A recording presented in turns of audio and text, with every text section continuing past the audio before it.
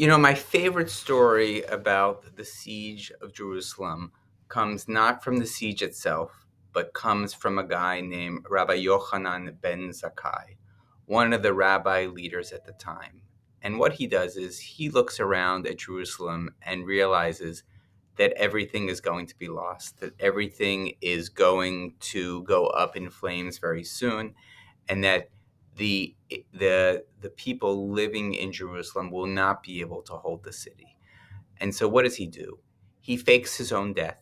He gets escorted out of Jerusalem, past the Roman guards, in a coffin, right? And he is transported outside. He lifts up the coffin and goes to speak to Vespasian, who is the ruler at the time, the person who is in charge of the conquering of Jerusalem. And he says, Vespasian, I happen to know that you are about to be the emperor of all of Rome, Mazal Tov.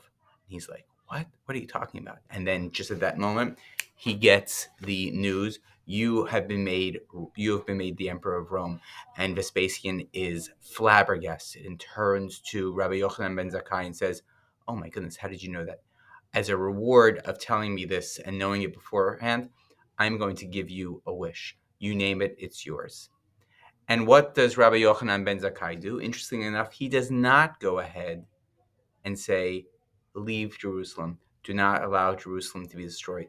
Rabbi Yochanan has actually given up on Jerusalem. He feels like it's a dead end. He feels like it's not going to happen.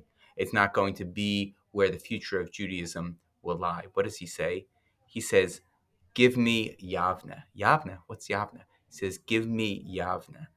Give me a place where I can take all of the scholars and all of Jewish tradition and let me establish a school there named Yavneh, in Yavneh, and let that be the place where Jewish law and study can stay alive. I know that Jerusalem is not ripe for our Jewish survival at this moment, but at some point and someday in the future, it will be. So let us have a place where we can keep the tradition alive, where we can keep on studying, and one day we will be able to return to this land. I know it's not now. And Vespasian says, yes, go ahead, establish a school in Yavneh. And by the way, that's why if you Google Yavneh, you'll see that there are Jewish schools named Yavneh. You'll see that there are Jewish camps named Yavneh. It's a very popular Jewish name because what does it represent?